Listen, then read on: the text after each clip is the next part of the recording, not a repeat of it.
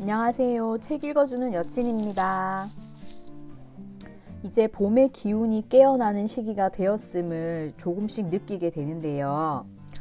그래서 봄처럼 풋풋하고 싱그러운 로맨스 소설을 고르고 싶었거든요. 그래서 표지에 벚꽃이 흐드러지게 핀 책이었는데 오늘 밤 거짓말의 세계에서 잊을 수 없는 사랑을 이라는 책이었거든요. 네. 근데 제가 너무 직관적으로 시각적으로 골랐는지 제 생각과 전혀 다른 책이더라고요.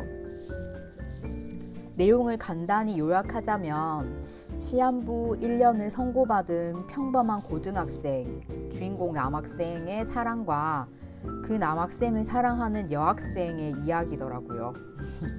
네, 조금 뻔한 내용일 수 있지만 그래도 간만에 가슴 몽글몽글해지고 눈물이 주룩주룩 흐르는 경험을 다시금 느낄 수 있어서 저는 개인적으로 좋았습니다. 네, 오늘은 남자 주인공 시점의 이야기고요.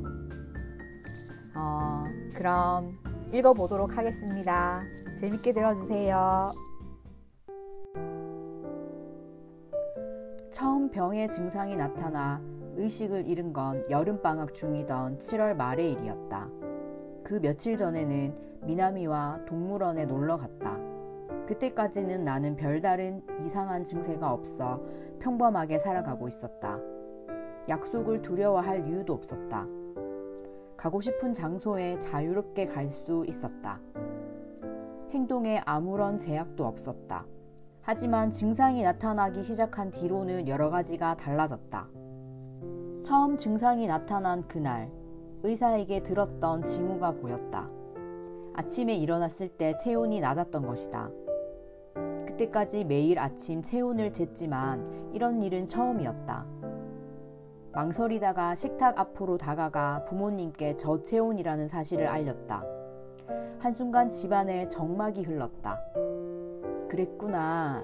근데 마코토, 점심엔 소면이랑 메밀국수 중에서 뭐가 좋아? 부엌에서 아침 식사를 준비하던 아버지가 평소와 다름없는 모습으로 물었다. 나도 점심은 면 종류로 먹을까? 어머니도 전혀 동요하는 기색 없이 신문을 보며 말했다. 두 분은 놀라거나 당황하지 않고 평소처럼 대해주셨다. 솔직히 무척 고마웠다. 내 페이스로 지낼 수 있었기 때문이다. 나르콜렙신이라고 불리는 병이 있다. 아무런 전조 증상도 없이 돌발적으로 잠들어 버리는 기면증이다. 내 병은 그와 비슷해서 돌발적으로 의식을 잃는다. 게다가 병이 진행됨에 따라 의식을 잃는 빈도와 시간이 서서히 늘어난다고 한다. 중기에서 말기로 가는 과정에는 몇 주에 걸쳐 의식을 잃고 그 이후로는 깨어있는 시간보다 의식을 잃고 있는 시간이 많아진다고 들었다. 다만 말기가 아니라면 증상이 매일 나타나진 않는다. 확언할 수는 없지만 증상이 나타날 것임을 알 수 있는 징조와 의식을 잃기 직전에 나타나는 전조도 있다고 한다. 부모님께 저체온임을 알리고 나자 더러 겁이 났다. 불안한 마음을 안고 욕실로 가서 양치질을 했다. 화장실에 있을 때도 만약 지금 의식을 잃는다면 너무 비참할 거라는 생각에 안절부절 못했다. 겨우 식탁에 앉기는 했지만 식사를 하다가 의식을 잃을 것 같으면 입안에 음식물을 토해내라고 했던 의사 선생님의 지시가 떠올랐다. 자칫하면 목이 막힐 수 있기 때문이다. 갑자기 식욕이 사라졌다. 아버지는 늘 애써 맛있고 건강에 좋은 음식을 준비해 주시는데 결국 아침은 맑은 된장국만 마셨다. 잠시 후 출근하는 어머니를 아버지와 함께 배웅했다. 어머니는 나를 한번 돌아보았다. 다녀올게. 미소를 지어 보일 뿐 심각한 말은 한마디도 하지 않았다. 하지만 그건 나를 배려해서일 뿐이지 사실은 무척 괴로울 거다. 징조가 나타날 경우 연구에 협력하기로 병원 측과 미리 얘기해 두었기에 병원에 갈 채비를 차렸다. 아버지가 병원에 연락하는 동안 나도 집에 일이 생겨 동아리 활동에 빠지겠다고 미나미에게 연락했다. 아버지와 나는 준비를 마치고 자동차에 올라탔다. 행여라도 의식을 잃을 때 머리를 부딪히지 않도록 조수석 시트를 젖히고 누웠다.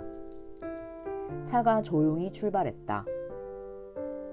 구급차는 정말 위급한 사람이 먼저 이용할 수 있도록 우리는 어지간히 긴급한 상황이 아니면 아버지가 운전하는 차를 타고 병원에 다니기로 미리 약속해 두었다. 전조 증상이 발생하는 날에는 어떻게 움직일지까지도 내 머릿속에 다 들어 있었다. 그래도 불안해서 심장이 마구 날뛰었다. 드디어 자동차가 병원에 도착했다. 아버지가 접수하는 동안 간호사가 준비해준 휠체어에 앉았다. 넘어지는 걸 방지하기 위해서였다. 간호사가 밀어주는 휠체어를 타고 아버지와 함께 병실을 향했다. 환자라는 사실을 일깨워주는 휠체어를 타고 있으려니 정신적으로 약간 견디기가 힘들었다. 우리가 들어간 개인 병실에는 생체 신호 모니터가 설치되어 있었다. 긴장한 탓에 몸이 굳어졌지만 의식을 잃기 전후의 데이터를 기록해야 한다고 해서 옷을 갈아입고 검사 기기를 몸에 연결했다. 불현듯 미나미가 몹시 보고 싶어졌다. 동아리실로 돌아가고 싶었다. 침대에 자리를 잡고 앉아 있는데 담당 의사 선생님이 들어왔다. 아버지와 내게 상황을 설명하면서 체열을 실시했다. 그리고 나자 아버지와 둘만 병실에 남았다. 아버지는 업무용 노트북을 들고 오셨다. 내게 신경 쓰지 말고 일하시라고 말하자 아버지는 그러마 하고 고개를 끄덕였다. 괜찮으면 같이 게임이라도 할까? 트럼프는 있거든. 병실 책상에서 업무를 시작하는가 했더니 아버지가 돌아보며 그런 제안을 했다. 아버지의 손에는 정말로 트럼프가 들려 있었다. 일부러 챙겨서 갖고 왔다는 게 웃겨서 고개를 옆으로 가로저으며 웃었다. 안 할래? 아버지는 멋쩍은 듯 웃으시더니 다시 노트북 모니터로 시선을 돌렸다. 나는 침대에 누워 천장을 바라보았다. 달리 뭔가를 할 만한 여유가 없었다. 언제 의식을 빼앗길까 생각하며 시간을 견뎌냈다. 그렇게 1시간이 지나고 2시간이 지났다. 시간은 무거웠고 더디게 흘러갔다. 하지만 다른 이변은 없었다. 또다시 시간이 지나고 점심시간이 되었다. 배가 고프다는 걸 깨달았지만 식사를 하기가 두려워서 뭔가 먹을 엄두가 나질 않았다. 문득 아버지를 바라보니 아까 들고 온 백팩을 열고 있었다. 뭐지 싶어서 몸을 일으키자 보냉백을 꺼내 건네주었다. 그 안에는 동그란 도시락통과 보냉제 그리고 자그마한 보온병이 들어있었다. 보온병을 열어보고는 깜짝 놀랐다. 내가 좋아하는 가느다란 달걀 지단과 역시 가늘게 썬 햄, 오이, 그리고 둥글게만 소면이 예쁘게 담겨 있었다. 아무 말도 못하고 있자 아버지가 나를 보며 미소 지었다. 면 종류라면 분명 먹기 편할 거야. 조금 눈물이 나오려 했다. 아침에 아버지가 점심엔 소면이랑 메밀국수 중에서 뭐가 좋냐고 물었을 때는 마음에 여유가 없었을 뿐더러 질문의 의도도 알 수 없어 아무 대답도 하지 못했다. 그런데 아버지는 나를 위해 삼키기 쉬운 소면 도시락을 만들었던 것이다. 휴대용 젓가락을 손에 들고 맨수유에 찍은 소면을 입으로 가져갔다. 몇 번만 씹어도 후룩후룩 목을 잘 타고 넘어갔다. 식사하기가 조금도 두렵지 않았다. 맛있어요, 아빠. 소면을 먹은 소감을 말하자 아버지가 싱긋 웃었다. 다행이네. 아버지도 같은 도시락을 드시고 그렇게 두 사람의 점심 식사가 무사히 끝났다. 나는 아직 아무렇지도 않았다. 그대로 1시간이 지났다. 어쩌면 기분 탓인 것 아닐까? 문득 그런 생각이 들기 시작했다. 병의 조짐도 내 병 자체도. 만약 그렇다면 앞으로는 아무런 걱정이 없다. 미나미와 변함없이 연인으로 지낼 수 있다. 영화도 함께 만들 수 있다. 미나미와 미래를 이야기하고 진로를 고민하거나 입시 공부에 힘을 쏟으면서 그런 일이 가능할지도 모른다. 그건 얼마나 눈부신 희망인가. 이런 생각을 하는데 몸이 떨려왔다. 어디서나 흔히 볼 수 있는 지극히 평범한 일상을 꿈꾸었다. 하지만 나는 꼼짝없이 병에 걸렸다. 벼랑간 의식이 몽롱해졌다. 시야가 흔들리는 듯 하더니 초점이 맞지 않았다. 눈에 먼지가 들어갔나 하고 억지로 나 자신을 속여보려 하는데 오싹하니 한기가 느껴졌다. 그러고는 신진대사가 이상해졌다. 나는 땀을 흘리고 있었다. 갑자기 닥쳐왔다. 들은 적이 있다.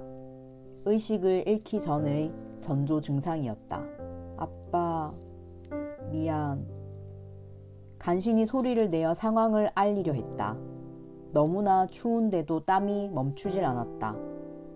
아버지의 목소리가 멀리서 울려 마코토! 마코토! 눈을 떴을 때 순간 나는 여기가 어디이고 어떻게 된 일인지 얼른 상황이 파악되지 않았다. 천장의 조명이 빛을 발하고 있었다. 살펴보니 이곳은 병원이고 시각은 밤이었다. 시간이 훌쩍 뛰어넘어 있었고 무슨 일이 일어났는지 순간 정리가 되지 않았다. 마코토, 정신이 드니? 목소리가 들리는 방향으로 시선을 돌리자 아버지가 있었다. 나는 침대에 누운 상태였다. 아빠. 아버지만이 아니었다. 옆에서 어머니가 걱정스러운 표정으로 나를 내려다보고 있었다. 미안 이라고 말하려 했지만 그건 부모님을 슬프게 하는 말이었다. 나는 두 사람을 줄곧 슬프게 할지도 모른다. 그렇지만 슬프게 하려고 태어난 게 아니다. 웃고 싶다. 나는 많은 사람들과 함께. 그러니까 굿모닝 밤이지만 애써 어설픈 농담을 건네자 긴장감이 살짝 빠져나갔다. 굿모닝 마코토 밤이지만 잠꾸러기네 마코토는 밤이지만. 그제야 입가에 미소를 머금은 두 분이 따라서 농담을 건넸다. 나는 약 6시간 동안 의식을 잃었다고 한다. 그 사이에 부모님이 담당 의사와 이야기를 나눴는데 안타깝게도 내 병은 계속 진행되고 있었다. 연구에 필요한 데이터는 모두 얻었고 상태도 괜찮아졌으니 이제 귀가해도 좋다는 허가가 떨어졌다. 이렇게 내게 두려워하던 병의 증상이 나타나기 시작했다. 어떻게든 그 증상과 마주해야만 했다. 증상과의 공존이 일상을 살아가기 위한 미션이 되었다. 하지만 어쩌면 의외로 증상과 함께 잘 살아갈 수 있을지도 모르겠다는 생각이 들었다. 돌발적으로 의식을 잃는다고 해도 전조 증상이 있다. 전조가 나타난 날에는 학교나 동아리 활동을 쉬면 다른 사람들에게 폐해를 끼치는 일을 최대한 줄일 수 있다. 그러면 남들에게 병을 들킬 염려도 없다. 불안하기는 했지만 두 번째는 첫 번째보다 잘 대처할 수 있었다. 세 번째도 그랬다. 그때는 검사를 하기 위해 입원을 했고 다음 날 어머니가 데리러 와주었다. 우울해하는 어머니를 내가 위로했다. 인간은 어떤 일에든 언젠간 익숙해진다. 나는 그런 이치를 터득했다. 익숙해져 방심하다가 큰 코 다칠 수 있다는 사실도 자연히 깨우치고 말았지만 여름방학도 절반 이상 지나고 오봉 연휴가 다가오던 무렵이었다. 나는 하야미 아오이에게 카페로 불려나갔다. 하야미와는 그때까지 여러 가지 일이 있었다. 그때가 오면 미나미와 헤어질 거야. 그러니까 걱정 마. 그 와중에 나는 하야미에게 그렇게 말했다. 병의 증상이 나타나기 시작했을 때부터 막연하게 결정한 일이었다. 내 몸은 조금씩 확실하게 병에 잠식당하고 있었다. 언젠가는 학교에도 다니지 못하게 되는 날이 올 것이다. 그렇게 되면 전학을 간다고 말하고 모두의 앞에서 모습을 감춰야겠다고 마음먹고 있었다. 전학을 이유로 미나미와는 헤어지는 것이다. 미나미는 슬퍼할지 모르지만 내가 죽어서 사라지는 것보다는 슬픔이 덜 할 테지. 다만 하야미에게 한 말은 약간 부주의했다. 하야미가 의문을 갖게 되었고 원래는 약속을 잡지 않으려 했지만 이야기를 나누기 위해서는 만날 수밖에 없었다. 그날 아침에는 체온을 재기가 겁이 났다. 정상이라면 아무 문제 없을 거라고 스스로를 다독이며 체온을 확인했다. 때때로 인생은 인정사정 없다. 체온이 낮았다. 전조가 나타난 것이다.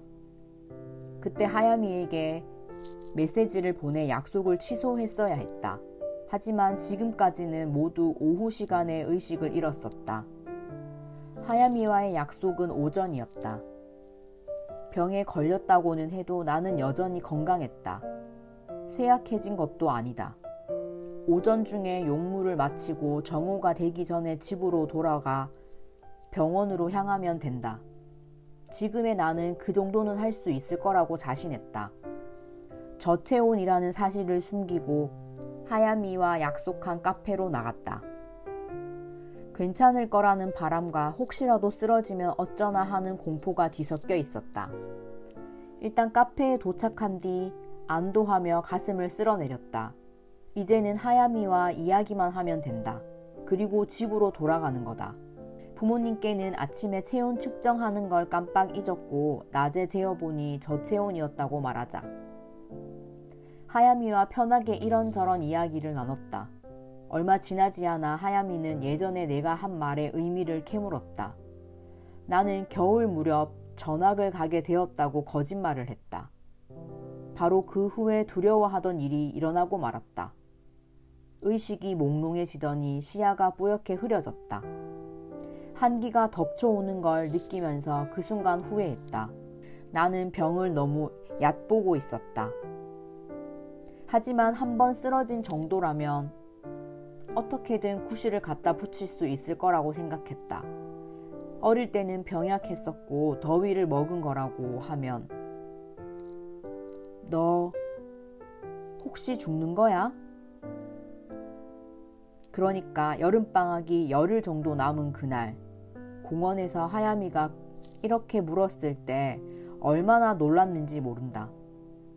얼버무리려고 기를 써봤지만 결국은 실패로 끝났다. 그러고 나서 아마 처음으로 둘이서 어깨에 힘을 빼고 편안하게 이야기했다. 자연스럽게 마주 웃은 것도 처음이었다. 내 병과 시한부 사실에 관해 동급생에게 털어놓은 것은 또한 처음이었다. 하야미는 너무나도 놀란 모습이었다.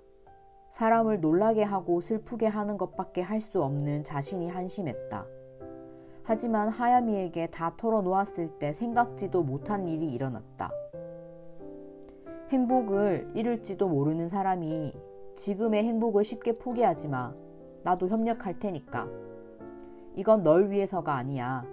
인간의 존엄을 위해서, 그리고 스바사를 슬프게 하지 않기 위해서야. 미나미가 내 병을 알아차리지 못하도록 하야미가 협조해 주기로 했다. 학교 생활을 계속하고 싶은 내게는 하야미의 협조가 무척이나 큰 힘이 되었다. 그 후로 하야미는 동아리 활동을 할 때면 늘 나와 함께 있어 주었다. 하지만 내 병은 생각보다 많이 진행되어 있었다. 그 사실을 안 것은 계절이 바뀐 10월의 어느 날이었다. 나는 방과 후 동아리실에서 의식을 잃고 말았다. 그날 아침 체온은 낮지 않았다. 그래서 안심하고 학교에 갔고 방과 후에는 동아리 활동에도 참여했다. 촬영 중인 영화의 각본에 가벼운 오류가 발견되어 하야미와 함께 동아리실에서 각본을 손보고 있었다. 그러던 중 기묘하게도 몸에서 힘이 쭉 빠져나가더니 의식이 흐리멍덩해졌다. 세상이 아득하게 보이고 한기가 온몸을 덮쳤다. 의식 상실의 전조로 땀이 나기 시작했다. 너무 당황해서 눈물이 날 것만 같았다. 왜? 어째서? 오늘은 괜찮을 줄 알았는데. 스키시마! 내 상태를 바로 알아차린 듯 하야미가 이름을 불렀다. 그러고 나서 눈을 떴을 때 나는 병원 침대에 누워 있었다. 서서히 날이 밝아오려 했다. 아버지가 병실 소파에 앉아 팔짱을 낀 채로 잠이 들어 계셨다. 미안한 마음으로 아버지를 깨우고 널스콜을 눌러 병원 측에 의식이 돌아왔다는 사실을 알렸다. 담당 의사가 다녀가고 나서 정밀 검사를 받았다. 정확한 원인은 알 수는 없지만 병이 생각보다 빨리 진행되고 있다고 했다. 이제는 아침에 일어났을 때뿐만 아니라 낮에도 체온에 신경을 써야 했다. 정밀 검사를 받기 전에 스마트폰 메시지도 확인했다. 동아리실에서 의식을 잃어 걱정했지만 내 사정을 아는 보건 선생님과 하야미가 능숙하게 대처해준 모양이었다. 하야미와 선생님에게는 정말로 머리가 숙여진다. 감사한 마음을 이루 말할 수 없었다. 하야미가 보내온 메시지에는 중요한 내용이 포함되어 있었기에 빠뜨리지 않으려고 꼼꼼히 읽었다. 너한테 말하지 않은 게 있는데 스바사가 의심하지 않도록 불면증이라고 말해뒀어. 불면증 약의 부작용이 심해서 한번 잠들면 쉽게 눈을 뜨지 못하고 체온도 낮아진다고 말했으니까 알아둬. 스바사는 그렇게 믿고 있어. 미나미는 하야미가 알려준 것처럼 내가 불면증이라고 믿고 있겠지. 그 다음 만날 때부터 미나미가 나를 보는 눈이 조금 달라져 있었다. 어딘가 나를 배려해주고 있는 듯했다. 마음을 쓰게 해서 미안하긴 했지만 병을 들키는 최악의 사태는 피할 수 있었다. 어떻게든 숨겨야 한다. 미나미를 슬프게 하지 않으려면. 그렇게 바라면서도 결국 나중에는 다른 일로 그녀를 슬프게 했지만 그러니까 이번 주 일요일에 괜찮으면 데이트하지 않을래? 최근에는 일도 있고 그래서 둘이 못 만났잖아. 나 마코토하고 놀이공원에 가고 싶어. 미나미가 데이트 신청을 해온 것은 10월도 끝나갈 무렵이었다. 연인이 된 후로 미나미와는 몇 번인가 데이트를 했다. 하지만 증상이 나타나기 시작한 뒤로는 동아리가 끝나고 나서 함께 돌아가는 게 고작이었다. 그날 데이트하자고 말하는 미나미가 왠지 긴장한 것 같았다. 자유분방한 미나미가 상대의 반응을 기다리며 안절부절 못하고 있었다. 어떻게 할까 망설였다. 거절하는 것이 정답이라는 건 잘 알고 있었다. 하지만 부끄러워하면서 내 대답을 기다리고 있는 미나미의 제안을 뿌리칠 수가 없었다. 미나미와 약속한 뒤 하야미에게 혼나지는 않을까 걱정했다. 네가 원하는 일이라면 무리해서 거절할 필요는 없다고 생각해. 하지만 하야미는 이렇게 말해주었다. 너는 자신의 행복을 포기하지 마. 거절하기 어려운 상황이었다는 것도 잘 알고 있고 어떻게든 막을 수 있었는데 순간 아무 말 못한 나도 잘못이었으니까. 하야미는 비관적인 생각은 하지 말고 당일까지 기다려보자고 말했다. 잘하면 아무 일 없이 데이트할 수 있을지도 모르고 그 정도의 행운을 바란다고 해서 벌이 내리지는 않을 거라고도 했다. 혹시라도 무슨 일이 생기면 자신도 돕겠다면서. 그 말에 용기를 얻어 데이트 날 아침에 나는 기도하는 마음으로 체온을 확인했다. 정말로 믿고 싶지 않았다. 그래도 받아들여야만 했다. 체온이 낮았다. 낙담하고 슬펐지만 그러고 있을 여유가 없었다. 하야미에게 상의하려고 스마트폰을 집어들었다. 심리적인 부분도 영향을 미쳤는지 몸이 나른해지는 걸 느끼면서 전화를 걸었다. 하야미는 자신의 일인 듯 슬퍼했지만 바로 마음을 가다듬고는 상황을 정리했다. 우선 스바사한테 급한 일이 생겼다고 연락해. 스바사는 내가 챙겨줄 테니까. 하지만 그 순간 의식이 몽롱해지기 시작했다. 의식을 잃을 징조였다. 아직 미나미에게 연락하지 못했다. 타이밍을 원망할 수밖에 없었다. 눈에 초점이 흐려지고 땀이 비오듯 쏟아지면서 지금 내가 뭘 해야 할지조차 알 수 없게 되었다. 여보세요? 무슨 일이야? 설마 스키시마? 눈을 뜨니 병원이었다. 늘 입원하는 개인 병실이다. 나는 또 이곳에 오고 말았다. 분에서 냉소적인 웃음이 새어나왔다.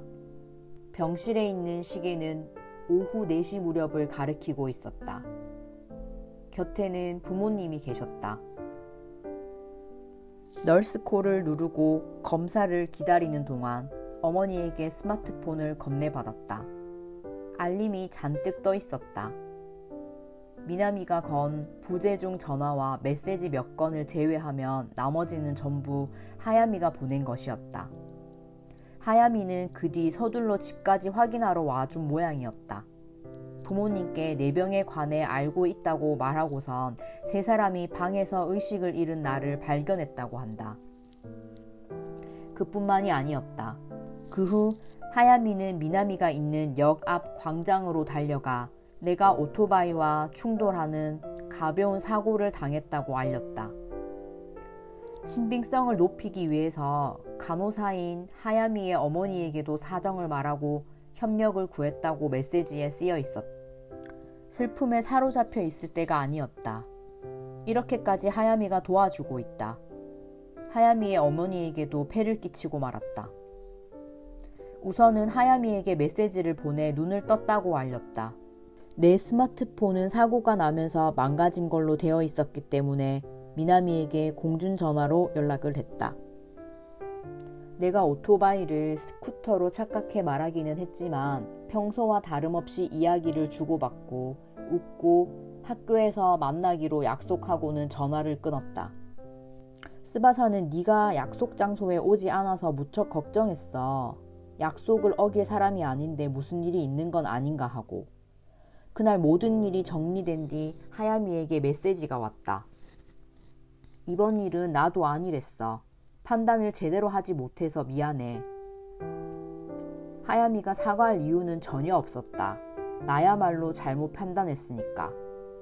다만 나는 이제 슬슬 물러나야 할 때를 정해야 했다. 검사가 길어지는 바람에 다음 날은 학교에 가지 않았지만 화요일에는 등교할 수 있었다. 미나미와 인사를 나누고 일요일에 약속을 지키지 못한 데 대해 사과했다. 그리고 오늘 놀이공원에 가지 않겠느냐고 제안했다. 오늘이라면 도중에 의식을 잃을 가능성도 낮다. 무엇보다 미나미에게 중요한 용무가 있었다. 미나미는 놀란 듯 했으나 곧 기쁘게 동의해 주었다. 결국 하야미도 함께 가게 되어 셋이 학교를 땡땡이 치고 평일에 놀이공원으로 향했다. 셋이서 마음껏 놀며 너무나도 즐거운 시간을 보냈다. 도중에 체온을 재어보았지만 전조는 보이지 않았고 우리는 저녁이 될 때까지 함께 놀았다.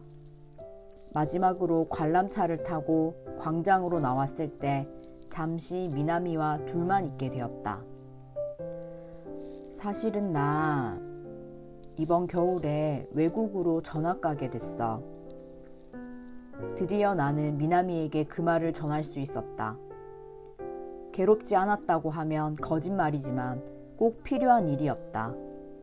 갑작스러운 내 말에 미나미는 몹시 놀란 듯 했다. 기분 탓인지 모르겠지만 나를 만류하려 했다. 그때 또 나는 하야미에게 도움을 받았다. 함께 영화를 만들 수 없다고 해도 1년 남짓 아냐? 하지만 그 상황에서는 다소 혼란스러웠다. 내 사정을 아는 하야미가 어쩌자고 미래의 일을 입 밖에 내는 건지 알 수가 없었다. 그래도 하야미의 말에 장단을 맞추어 대학은 일본에서 다니겠다고 대답했다. 어떻든 미나미도 수긍해 주었다. 그날 밤 집에 돌아와서 하야미에게 전화를 걸었다. 왜 그런 말을 했는지 묻기 위해서였다. 스바사는 널 네가 생각하는 것 이상으로 좋아하고 있어. 하야미의 말에 가득 담긴 걱정과 슬픔이 내 마음에도 고스란히 전해졌다. 전학을 이유로 헤어지게 된다면 스바사는 너무 슬퍼할 거야. 갑작스러운 일이라 단념할 수 없을지도 몰라.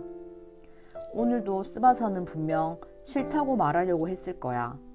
그래서 그 애를 납득시키려고 그렇게 말했어. 함께 있지 못하는 건 대학생이 될 때까지 뿐이라고. 그때부터 하야미는 잠자코 귀를 기울이고 있던 내게 매우 현실적인 이야기를 했다. 시간이 지나면 여러 가지 일이 모호해지고 바뀌기 마련이야. 그게 보통이거든. 그러니까 스바사와 너는 장거리 연애를 하면서 서서히 연락이 뜸해지다가 소원해져서 자연스럽게 헤어지는 형태가 좋을 것 같아. 그렇게 해야 스바사도 조금씩 너를 단념할 수 있을 거고. 나도 옆에서 협력할게. 잔혹한 방법일지도 모르지만 너한테는 이제 다른 세계가 생긴 거라고 스바사가 자연스럽게 받아들일 수 있도록 말이지. 목적을 이루기 위해 하야미는 구체적인 방법을 제안했다.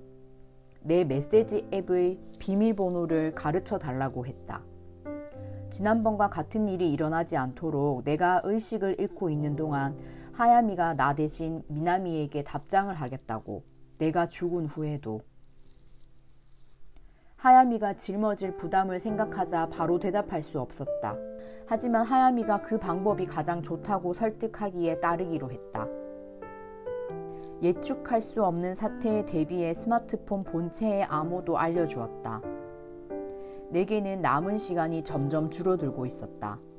대비하고 각오를 단단히 하지 않으면 안 된다. 병이 깊어질 경우를 대비해 나는 부모님과 함께 올해 안에 자퇴하겠다는 의사를 학교 측에 전달했다. 내 사정을 배려해서 동급생들에게는 전학 가는 것으로 이야기해 주기로 했다. 에나와 이치카에게도 전학 이야기를 전했다. 그렇게 모두에게 말하자 마음이 조금 편해졌다.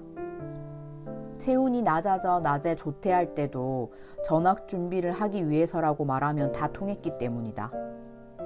내병은 계속 진행되어 11월로 접어든 뒤는 꼬박 이틀 동안 의식을 잃는 일도 생겼다. 빠르면 올해 안에 말기로 들어설 가능성이 있다고 했다. 그래도 나는 만족했다. 동아리 친구들과 영화를 만들고 미나미와 함께 지낼 수 있었다. 더 이상 무언가를 원해서는 안 된다. 마코토, 지금 어디야? 어느 날 나는 의식을 잃었다 밤에 병원에서 눈을 떴다. 비가 부슬부슬 내리는 날이었다. 스마트폰을 확인하자 미나미에게서 묘한 느낌의 메시지가 와 있었다. 지금 집인데 왜? 나를 대신해 하야미가 그렇게 답을 보냈다. 각본을 쓰는 사람답게 문체에 전혀 어색함이 없다. 완벽히 나를 대신해 주었다. 다만 미나미가 잠깐 시간을 두고 그 메시지에 답을 보내왔는데 그 점이 약간 석연치 않았다. 나 지금 너희 집 근처에 있어. 응? 거짓말이야. 놀랐어?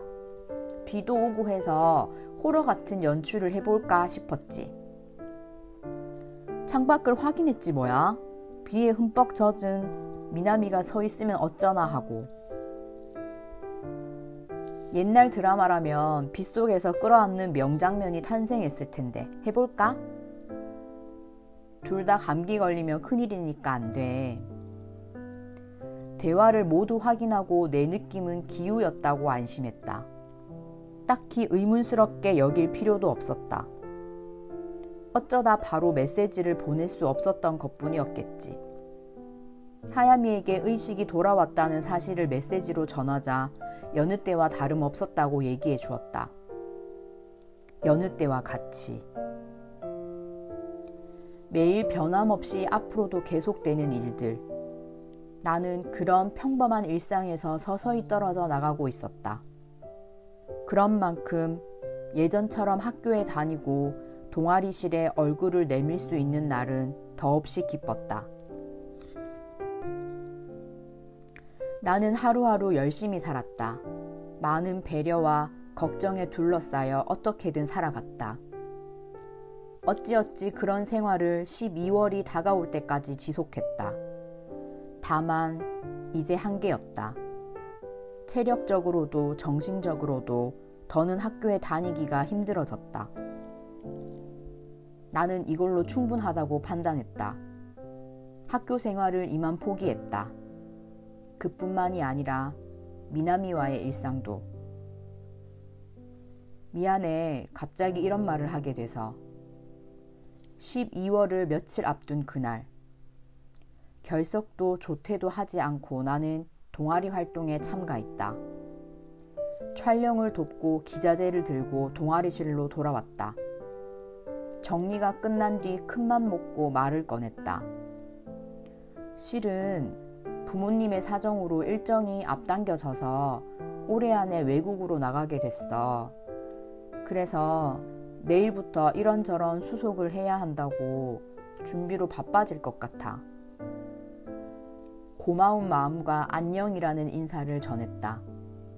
모두가 상냥하고 따뜻하고 멋진 친구들이었기에 나는 마지막까지 즐겁게 보낼 수 있었어. 정말로 고마워. 그런 마음을 담아서 후련하게 말했다. 이제 학교에는 나오지 못할 거야.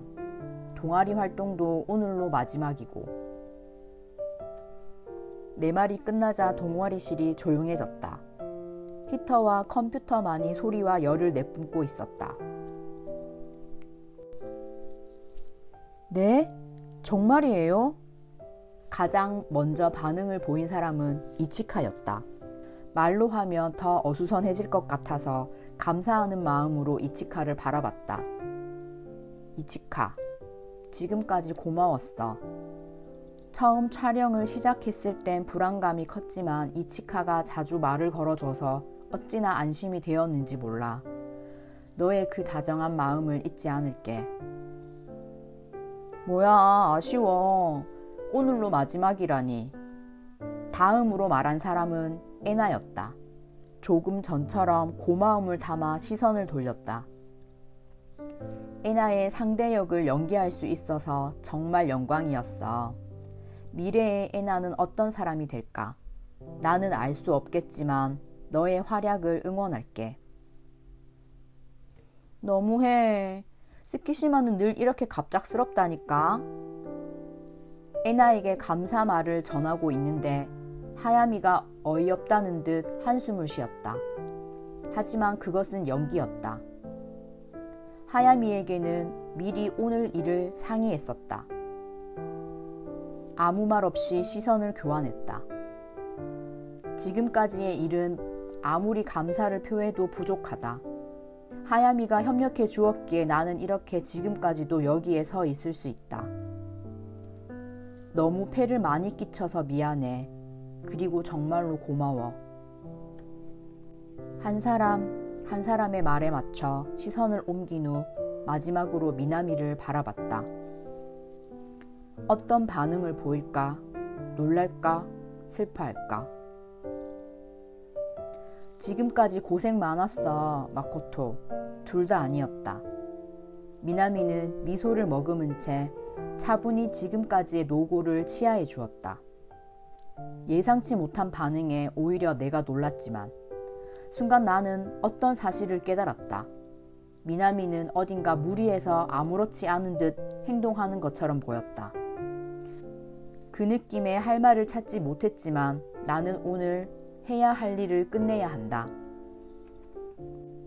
미안해, 갑자기 말해서. 할 수 없지 뭐, 부모님 상황에 맞춰야 하니까.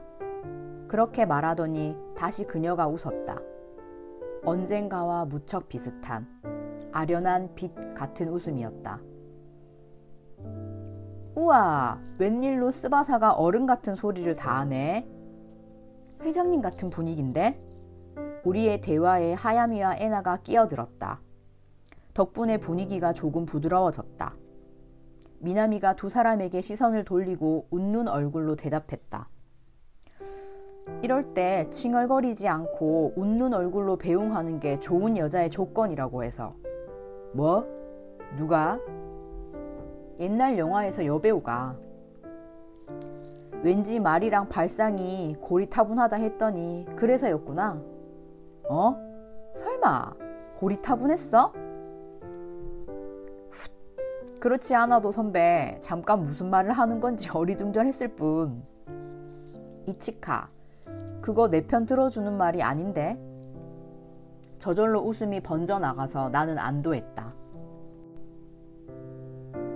그 말을 계기로 미나미가 애써 무리하지 않게 된 듯 평소와 똑같은 모습으로 이야기하기 시작했다. 그러고 보니 말이야. 5이서 활동을 시작했을 때의 기억을 꺼내놓더니 지금까지 있었던 일들을 줄줄이 회상하듯 말했다. 나도 그에 동참해 모두와의 마지막 시간을 즐겼다. 그러다 나를 배웅하는 일로 화제가 옮아갔다. 에나와 이치카는 공항까지 와서 배웅을 해주고 싶다고 말했다. 하지만 우리 가족이 불편해할 수 있다면서 미나미가 배웅은 하지 말자고 말렸다. 1년하고 조금 더 있으면 만날 수 있을걸. 그렇지, 마코토? 배웅 이야기가 나오면 어떻게 대응해야 할지 하야미와 사전에 의논해 두었는데 미나미가 배웅은 하지 말자고 말할 줄은 생각도 하지 못했기에 놀라면서도 고개를 끄덕였다. 그 후로도 모두 시끌벅적하게 요 반년간의 일을 떠올리며 추억을 나눴다. 미나미는 나와 눈이 마주치자 다정하게 웃었다. 정말 이걸로 끝이구나 생각하니 울컥 슬픔이 밀려왔다. 가능하다면 조금 더 함께 있고 싶다. 때로는 엇갈리는 일이 있더라도 쭉 같은 방향을 보며 살고 싶었다. 하지만 내 눈은 이미 미래로 향해 있지 않다. 지금부터는 과거만 떠올리고 과거만이 소중하겠지. 우리는 바라보는 곳이 다르다. 미나미는 계속 살아가고 나는 죽음을 향해 간다.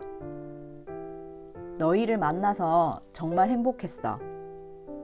마지막으로 나는 그렇게 말했다. 이번 생의 이별이 아니라 흔하게 넘쳐나는 이별의 말처럼 들리도록. 그러자 모두 내게로 시선을 돌렸다. 미나미가 대표로 대답했다. 우리도 그래. 특히 나는. 마코토를 만나서 정말로 행복했어. 이렇게 나는 이별에 필요한 모든 일을 마쳤다. 오늘을 기점으로 모두와 얼굴을 마주할 일은 없다. 남은 날들을 조용히 보낼 것이다. 그렇게 될 거라고 생각했다. 아, 그러고 보니까 하지만 하야미도 나도 예상치 못한 일이 일어났다. 올해 안으로 외국에 간다고 했는데 크리스마스 이브 때는 어디에 있어? 매년 우리 집에 모여서 파티를 하거든. 마지막으로 마코토 오빠도 그 파티에 올 수 없으려나? 뜻밖에도 에나가 이렇게 묻는 바람에 당황하고 말았다. 크리스마스에 관해서 모른 척하고 있었다. 처음부터 단념했던 일이다. 최후의 이벤트로서 모두와 시끌벅적하게 지내면 좋겠지만 지금의 나는 어떠한 약속도 할 수 없다.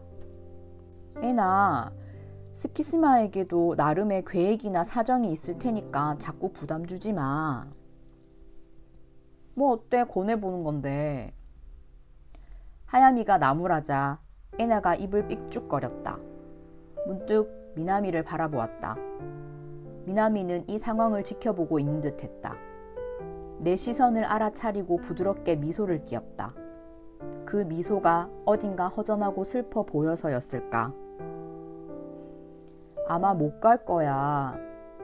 나는 고개를 떨구며 에나에게 대답했다. 다만. 하지만 만약 그날 봐서 갈 수 있을 것 같으면 당일 참가도 가능하려나? 준비가 필요하니까 그게 무리면은 어쩔 수 없고. 기왕이면 마지막으로 희망을 걸어보고 싶었다. 그렇게 생각하고 고개를 들었다. 병이 말기로 진행되면 아무래도 얼렁뚱땅 속일 수는 없다. 그 전에 내 몸이 나를 배신하더라도 나름대로 희망을 품어보고 싶었다. 정말로 그것이 마지막 희망이 될 테니까. 물론 당일 참가도 괜찮아. 애나는 웃으며 대답해 주었다. 시간이 되면 좋겠어요. 이치카도 긍정적인 말을 건네주었다. 그래, 무리가 되지 않는다면. 하야미는 자상하게 나를 바라보며 말했다. 마지막으로 모두 함께 사진을 찍었다. 그 사진을 메시지로 전송받았다. 하교 시간이 되어 5명이서 노을이 지는 길을 걸어 교문에 도착했다. 미나미 외에 3사람과는 그 자리에서 헤어졌다. 마코토, 조금 걷지 않을래? 다른 친구들을 배웅한 뒤에 말수가 적어진 미나미가 말했다. 나는 고개를 끄덕이고 미나미와 함께 역과는 반대 방향으로 걷기 시작했다. 근처 공원에 가기로 하고 나란히 걷는데 미나미가 내 손을 잡았다. 모두와 함께 있을 때와 달리 미나미는 별로 이야기하지 않았다. 공원에 도착해 벤치에 앉은 뒤로도 마찬가지였다. 그저 손을 마주 잡은 채 서로의 존재를 느낄 뿐이었다. 어쩐 일인지 잡고 있는 그녀의 손에 때때로 힘이 들어갔다. 부원들 앞에서는 티를 내지 않았지만 이별을 안타까워하고 있을지도 모른다. 이 감촉을, 이 시간을 기억해 두고 싶다는 바람으로 나도 가만히 손을 꼭 쥐었다. 이윽고 해가 지고 주변에 어둠이 깔렸다. 벤치에서 올려다본 밤하늘에서 별이 빛나기 시작했다. 그 별빛은 몇십 년도 더 전에 출발한 것이라고 어디선가 읽은 기억이 났다. 너무나도 멀리 있어서 빛이 되어 닿는데도 오랜 시간이 걸린다. 과거에서 온 빛을 우리는 밤하늘에서 느끼고 있었다. 아무 말 없이 있는 것도 싫지는 않았지만 어느새 나는 그 이야기를 하고 있었다. 나는 또다시 미나미에게 과거가 될 테니까. 당연하지만 이 말을 전할 수 없다. 그래도 가끔이라도 상관없으니 고등학교 2학년 겨울에 이렇게 공원에서 손을 맞잡은 누군가가 있었다는 걸, 별빛에 관해 이야기하던 누군가가 있었다는 걸 떠올려 줬으면. 과거에서 온 빛이라니 재미있는 표현이네. 영화에 써먹을 수 있겠어. 사진을 찍어 놓지 않아도 괜찮아? 내가 농담처럼 물어보자 미나미가 미소를 지었다. 찍어두고 싶으니까 한 번 더 말해봐. 그러더니 스마트폰을 벤치에 올려놓고 밤하늘을 촬영하기 시작했다.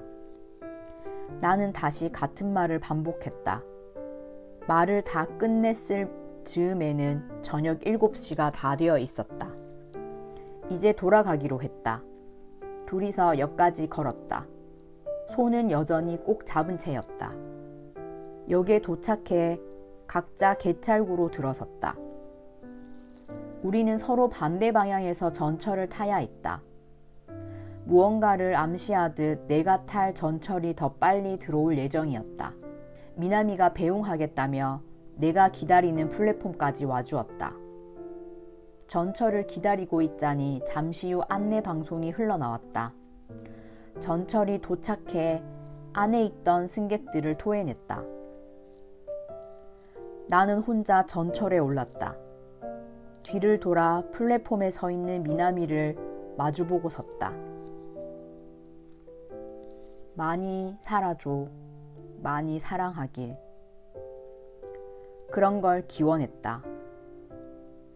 내가 떠맡은 약간의 불행만큼 너에게는 부디 행복이 쏟아져 내리기를. 너의 인생에 수많은 기쁨과 웃음이 넘쳐 흐르기를. 그럼 이만. 마지막으로 나는 말했다. 그럼 이만. 미나미도 그렇게 대답했다. 문이 닫히고 그녀를 내버려 둔 채 전철이 떠나갔다. 나는 울지 않고 잘 참아냈다. 미나미 앞에서 울지 않았다. 한심하게도 눈물이 주르륵 흐르기 시작한 내 모습을 차창으로 바라보면서 오로지 그녀의 행복을 빌었다. 그 다음 주부터 나는 입원 생활을 시작했다. 어느덧 12월을 맞이했다. 시한부 1년을 선고받은 지도 9개월 가까이 지났다. 안타깝게도 병은 거침없이 진행되고 있는 모양이었다. 이러다가 몇 주간의 홍수 상태에 빠지면 그걸 신호로 내 병은 말기로 들어선다. 하지만 이제 아무 걱정도 없었다. 나는 기회를 놓치지 않았으니까. 병이 심각해지기 전에 모두와 제대로 이별할 수 있었다. 그리고 아직 말기가 된 것도 아니다. 잘하면 크리스마스 이브 파티에 참가할 수 있다. 어렵다는 건 알고 있었지만 그래도 그것을 마지막 희망으로 삼았다. 입원 생활을 시작한 나를 많은 사람이 찾아왔다. 희귀한 병이므로 어쩔 수 없다. 연구 대상이 된 것이다. 젊은이, 노인, 외국인, 다양한 의사들이 찾아왔다. 의료 관계자뿐만이 아니다. 나를 잘 아는 사람들도 자주 병실을 찾아와 주었다. 잘 지냈어? 하야미였다. 그녀는 내가 심각한 병을 앓고 있지 않은 사람처럼 편하게 대해주었다. 하야미와 별것 아닌 이야기를 나누면서 동아리며 미나미에 관해 전해들었다. 에나와 이치카는 여전해. 스바사도 자기 페이스대로 잘하고 있고. 그렇구나. 모두 변함없다니 다행이야. 새로운 영화를 제작하는 일도 순조롭게 진행되는 모양이었다. 완성되면 DVD로 만들어 갖고 오겠다고 말했다. 하지만 내가 지금 머무는 곳은 치료가 더 이상 필요 없어진 사람이 남은 시간을 평온하게 보낼 수 있는 병동이었다. 병원의 방침인지 휴게실에도 병실에도 텔레비전이 없었다. 매일 심심하지 않아? 뭐 그래도 스마트폰은 사용할 수 있으니까. 깨어있는 동안에 미나미랑 메시지도 할 수 있고. 네가 그걸로 좋다면 상관없지만 스마트폰용 DVD 플레이어를 갖고 왔으니까 필요하면 써. 추천 영화도 몇 편 빌려줄게. 처음 만났을 당시에는 하야미와 이렇게까지 친해질 줄 몰랐다. 호의를 받아들여 영화와 플레이어를 빌렸다. 내 일상에 영화가 추가되었다. 하야미가 스마트폰에 플레이어 전용 앱을 다운받아 주었다. 다만 나는 조금 주의가 부족했다. 스마트폰의 배경화면을 보고 하야미가 놀랐다. 어? 메시지 앱이랑 캘린더밖에 들어있지 않네? 어떻게 된 거야? 그 말대로 내 휴대폰에는 앱이 거의 깔려있지 않았다. 게임도 SNS도 뉴스 관련 앱도 없다. 언젠가 다 삭제했다. 나한테는 이제 필요 없는 것들이니까. 필요 없다니. 예민한 말일지 모르지만 보고 싶지가 않아. 세상도 미래도. 전부 나만을 남겨두고 앞으로 나아가고 있으니까 라고는 말하지 않았다. 말할 수 없었다. 내가 머무는 병동에 텔레비전이 없는 건 그 때문이리라. 이곳에서 환자는 세상과 다른 장소에 있다. 세상은 이미 그들과 관계가 없으며 괴롭게만 할 뿐이다. 아무 말 없는 하야미를 보고 나는 실언했다는 사실을 깨달았다. 어떻게든 재미있는 이야기로 화제를 돌려보려고 애썼다. 이런 생활을 하다 보니까 말이지, 왠지 할아버지가 된 기분이야. 이렇게 말하면 요즘 할아버지들에게 실례일지도 모르지만 내 의도를 알아차렸는지 쓴 웃음이기는 했지만 하야미가 마주 웃어주었다. 아, 웃기지 좀 마. 어라? 그러고 보니 오늘 점심 먹었나? 병원이 점심 식사를 잊을 리 없잖아. 그러고 나서는 하야미와 이야기를 나눴다.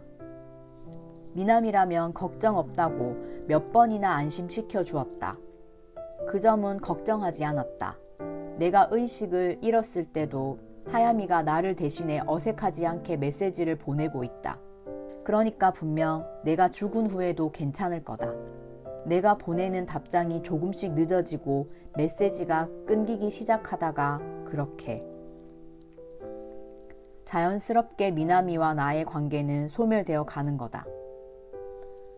그때 느낄지 모를 미나미의 쓸쓸함과 슬픔을 생각하면 마음이 너무도 아팠다. 하지만 갑작스러운 이별에 비하면 충격이 덜 할 거라고.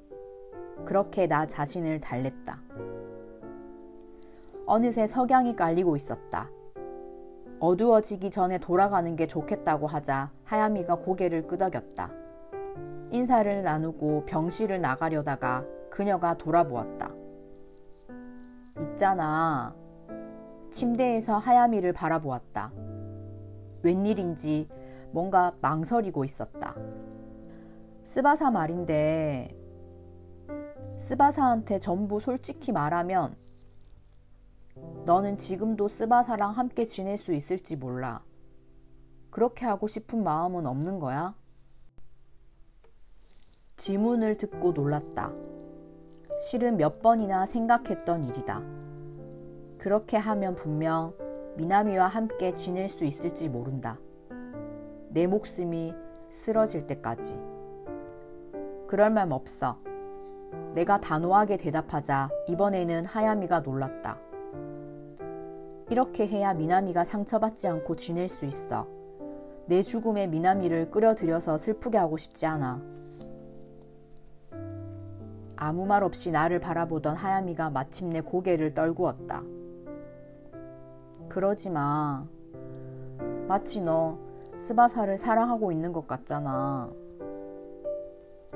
하야미가 그렇게 말했다. 나는 잠시 생각한 후 대답했다. 그런 거창한 게 아니라 그저 미나미가 소중할 뿐이야. 하야미가 돌아가고 나서 나는 침대에 앉은 채 창밖을 바라보았다. 죽음과 마찬가지로 내 의식과 감각에서 멀리 떨어져 있었던 것을 생각한다. 해가 지자 여느 때처럼 빛나는 것이 시야에 들어왔다. 과거에서 온 빛이 밤하늘에서 반짝이고 있었다. 하루하루가 선이 아니라 원처럼 지나가고 있었다. 눈을 뜨고 시간을 보내고 잠든다. 순수하게 잠을 자는 것인지 병으로 의식을 잃은 것인지의 차이가 있을 뿐 기본적으로는 이러한 패턴의 반복이다. 깨어 있을 때는 미나미와 메시지를 주고받았다. 그 세계에서 나는 병과는 아무런 관련이 없는 사람이며 외국으로의 이주를 앞두고 있는 평범한 고등학생이었다. 하야미에게 빌린 영화도 보고 있다. 아름다운 스토리에 저절로 눈물이 흐를 때도 많았다. 감정은 아직도 내 안에 그대로 있었다. 무언가를 아름답다고 느끼는 마음은 이곳에 있다. 감상에 젖어 과거에 찍은 사진과 영상을 다시 들여다볼 때도 있었다. 그때의 사진을 스마트폰 배경화면으로 설정해 뒀더니 병문안 온 하야미가 보고는 한참 웃어댔다. 예전에 나눈 심각한 대화는 두 사람 사이에서 없던 일이 되어 있었다. 영화를 본 소감을 서로 이야기했다. 마침내 크리스마스 이브가 다음 주로 다가왔다. 내 상태는 여전히 비슷했지만 기쁜 일이 있었다. 전조가 없다면 이라는 전제 아래 크리스마스 이브에 외출 허가가 떨어진 것이다. 병실에 들른 하야미에게 그 이야기를 전하자 함께 기뻐해 주었다. 의식을 잃었다가 깨어나기를 반복하면서도 드디어 12월 20일을 맞이했다. 아침에 긴장한 채 체온을 쟀다. 지금까지의 경험으로 나는 법칙을 하나 발견했다. 현재 상태에서는 의식을 되찾은 날과 그 다음 날에는 증상이 나타나지 않았으며 의식을 잃은 시간은 길어야 꼬박 사흘이다. 오늘이나 내일 의식을 잃으면 크리스마스 전날에는 깨어날 가능성이 있다. 기다리고 있자니 검은 결과가 나왔다. 부디 하고 간절히 기도했다. 지금까지 체온이 낮게 나오기를 바란 적은 없었다. 언제나 그 수치를 낙담하며 바라보았다. 하지만 이번만큼은 심장의 고동 소리를 느끼면서 조마조마한 심정으로 체온계를 보았다. 체온이 낮았다. 그날 나는 희망을 품고 하루를 보냈다. 점심시간이 지났을 무렵 의식을 잃을 전조가 나타났다. 다만 조금 이상했다. 지금까지와는 뭔가 다른 것 같았다. 온몸에 힘이 빠지고 의식이 희미해졌다. 그런데 의식이 바로 꺼지지 않았다. 흔들흔들 세상이 계속해서 흔들리고 있다. 땀도 나지 않고 사고가 흐릿해져서 이건 무슨 일이지 하고 의아했다. 다른 증상이 나타난 걸지도 모른다고 생각하면서 힘이 들어가지 않는 몸으로 간신히 너스코를 눌렀다. 툭 하고 실처럼 끊어지는 것처럼 의식이 끊어졌다. 눈을 떴을 때 나는 캄캄한 어둠 속에 있었다. 농담이 아닐까 생각했다. 설마 죽은 걸까 하고. 하지만 달랐다. 그저 주위가 어두울 뿐이었다. 나는 살아있다. 병원 침실에 누워있다. 살 날이 아직 몇 개월 남아있을 터였다. 그리 쉽게는 죽지 않는다. 그때 문득 생각나 스마트폰을 집어들었다. 잠들어 있는 동안은 시간 감각이 없을 텐데 무척 긴 시간이 지난 것 같은 기분이 들었다. 오늘은 몇 월 며칠인 걸까? 떨리는 손으로 스마트폰을 눌러 날짜를 확인했다. 12월 24일 오전 3시 50분. 아무 말 없이 날짜를 바라보았다. 한순간 이미 지났나 싶었다. 하지만 아니었다. 몇 번이나 확인했다. 바로 실감이 나지 않았다. 됐다. 잠긴 목소리가 내 안에서 밀려 나왔다. 드디어 조금씩 실감이 커지더니 기쁨이 되어 온몸을 휘감았다. 당장은 믿을 수 없었다. 하지만 틀림없다. 오늘은 24일이었다. 나는 크리스마스 이브에 눈을 뜬 것이다. 미나미 그리고 부원 모두와 마지막 추억을 만들 수 있다. 이른 새벽이라 미안한 마음이 들었지만 널스콜을 눌러 간호사를 불렀다. 연락을 받은 부모님이 서둘러 병원으로 달려오셨다. 나흘 가까이나 의식을 잃기는 처음이어서 걱정을 많이 하셨을 것이다. 어머니는 어딘가 몹시 감격한 듯이 나를 바라보았다. 뭐야, 정말로 잘도 잔다니까? 뭔가 농담이라도 건넬까 생각하는데 아버지가 웃으며 다가왔다. 그 커다란 손으로 내 머리를 마구 흔들며 쓰다듬었다. 깨어나 다행이구나. 오늘이 바로 그날이지? 이브에 친구들하고 약속 있었잖아. 약속이라고 할 정도로 확실한 건 아니었지만 그렇지만 약속이지. 오늘이라면 외출도 문제 없을 거야. 역시 내 아들이다. 타이밍이 아주 좋아. 아빠한테는 뭔가 타이밍이 좋았던 일이 있었어? 네 엄마라는 가장 사랑하는 여자를 만나고 너라는 가장 사랑하는 아들을 만난 거지. 전부 최고의 타이밍이야. 그게 뭐야 그게. 그렇게 대답하면서도 고마운 마음에 눈물이 나려 했다. 가족과 이야기를 나눈 뒤 늦지 않게 미나미에게 연락하려고 메시지 앱을 열었다. 의식을 잃은 동안에도 하야미가 나 대신 대답을 해주고 있었다. 그 내용을 확인했다. 하야미에게서는 별다른 주의사항은 없었다. 나는 긴장한 채 미나미에게 메시지를 보냈다. 오늘 저녁 때 파티에 갈 수 있게 되었어. 그러자 바로 읽은 표시가 뜨더니 미나미에게서 답장이 왔다. 너무 기뻐. 좀 쑥스러운데. 너무 기뻐서 온 힘을 다해 보충 수업 땡땡이 칠 거야. 온 힘을 다해 땡땡이 치지 마. 농담이야. 기다리고 있을게. 그리고 선물은 준비하지 못했어. 미안해. 마코토가 함께 있는 게 최고의 선물이야. 마음 쓰지 마. 미나미의 답장을 보고 무심코 생각에 잠겼다. 조금만. 울고 싶은 심정이 되었다. 오늘 이날을 맞이했다는 게 정말로 기뻐서였다. 어느새 나는 슬퍼서가 아니라 기뻐서 눈물을 흘리고 있었다. 지금까지 살아오면서 여러 가지 의미의 눈물을 경험했지만 이처럼 상쾌한 눈물을 흘린 적은 없었다. 하지만 마냥 울고 있을 수만은 없다. 하야미에게도 연락을 했다. 검사도 앞두고 있다. 나는 인생에서 마지막 크리스마스를 모두와 함께 맞이하기 위해 움직이기 시작했다. 나흘 가까이 의식을 잃기는 처음이라 오전 중에는 여러 가지 검사를 받았다. 담당 의사 선생님이 정성껏 돌봐주어서 심리적인 부담은 없었다. 몸 상태에 관해 질문을 받아서 목소리가 잠기고 근육통 같은 게 있다고 대답했다. 선생님이 웃으며 나흘이나 잠을 잤기 때문이라고 알려주었다. 하지만 인체는 잘 만들어져 있어서 성대도 근육도 조금씩 사용하자 점점 나아졌다. 점심시간이 지나고 오후부터는 조금 더 정밀한 검사를 받았다. 그래도 중간중간 쉴 틈은 있었다. 한창 바쁘실 어머니가 일을 쉬면서까지 내가 입을 옷을 병실로 가져다 주었다. 아버지와 함께 신이 나서 내 외출복을 코디해 주었다. 마침내 입을 옷을 결정했을 즈음 하야미가 병실로 찾아왔다.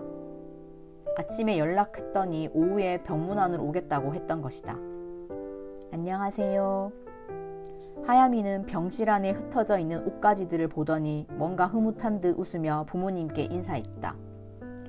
부모님이 하야미를 신뢰하고 있다는 것이 느껴졌다. 친구끼리 저녁 파티 이야기도 해야 할 테니 우리는 카페에 가 있으마. 아버지가 그렇게 말씀하시고는 어머니와 함께 나가자 병실에는 하야미와 둘만 남게 되었다. 불과 며칠 전에 만났음에도 꽤 오래된 일처럼 느껴졌다. 언제나 그랬듯이 이런저런 잡담을 나누었다. 둘 다 심각한 이야기는 하지 않았다. 서로 농담을 주고받았다. 기적 같아. 한창 대화를 나누다가 내가 그만 이런 이야기를 꺼내고 말았다. 하야미가 조심스럽게 웃었다. 거창하네. 하지만 진짜 그렇게 느껴져. 설마 마지막에 약속을 지킬 수 있을 줄을 몰랐어. 기적이란 건 보통은 잘 일어나지 않으니까. 맞아, 그렇지. 누군가가 일으키지 않는 이상 일어나지 않는 거고 말이야. 의외의 말에 놀라서 무심코 하야미를 쳐다봤다. 그러자 하야미는 시선을 돌리며 어색한 듯이 웃고는 말을 이었다. 분명 네가 일으킨 거야. 누구도 아닌 네가. 하야미는 씁쓸하게 웃었다. 너답지 않은걸? 하야미답지 않은 말에 감동해서 생각대로 말해버렸다. 하야미가 노려보더니 아무 말 없이 팔을 때렸다. 도중에 또 검사를 받았지만 체온이 떨어지는 일이 없이 오후 시간이 지나갔다. 아버지가 파티 장소에 데려다주고 끝나면 데리러 오기로 했다. 늦은 오후 검사를 마치고 병실로 오자 부모님과 하야미가 있었다. 하야미도 우리와 함께 애나 집으로 향했다. 아버지가 운전하는 차에 올라타자 차 안에서 라디오 소리가 흘러나오고 있었다. 오늘은 세상의 화제도 나를 괴롭히지 않았다. DJ가 크리스마스에 걸맞는 곡을 틀어주었다. 아버지는 가는 동안 내내 밝은 표정으로 많이 떠들고 웃으셨다. 불편하지 않을까 걱정했지만 하야미는 하야미대로 즐기고 있는 모양이었다. 그럼 마코토 즐겁게 보내고 와라. 약속 시간에 맞춰 애나의 집에 도착했다. 하야미와 함께 차에서 내린 뒤 데려다준 아버지께 고맙다고 인사했다. 그리고 그 자리에 서서 애나의 집을 올려다 보았다. 그제야 두근두근 심장이 마구 뛰는 게 느껴졌다. 긴장하고 있다는 걸 깨달았다. 뭘 그렇게 멍하니 있어? 어서 들어가자. 하야미가 나를 재촉하고는 인터폰을 눌렀다. 오랜만에 애나의 목소리가 들려왔다. 대문의 잠금장치가 찰카닥 열렸다. 마당을 가로질러 현관문 앞으로 걸어갔다. 오늘은 미나미와 어떤 이야기를 할까? 맨 먼저 뭐라고 말을 할까? 생각하는 동안 현관에 이르렀다. 문 무거우니까 열어줘. 하야미가 부탁하길래 고개를 끄덕이고 손잡이를 잡았다. 그리고 열었다. 메리 크리스마스! 문이 열림과 동시에 팡팡 폭죽이 터지는 소리가 울렸다. 이런 준비를 했을 줄은 생각도 못했기에 너무 놀랐다. 눈앞에는 산타 모자를 쓴 애나와 이치카가 있었다. 두 사람만이 아니다. 미나미도 있었다. 세 사람은 모두 폭죽을 손에 들고 있었다. 메리 크리스마스 마코토. 눈이 마주치자 미나미가 미소를 지었다. 나는 뼛속부터 짜릿하게 마비되는 듯한 느낌에 기쁨의 말조차 잊을 뻔했다. 그래도 그녀의 인사에 대답했다. 크리스마스 이브에 어울리는 말을. 메리 크리스마스, 미나미. 인생의 마지막 크리스마스 이브가 가장 사랑하는 사람들과 함께 시작되려 하고 있었다.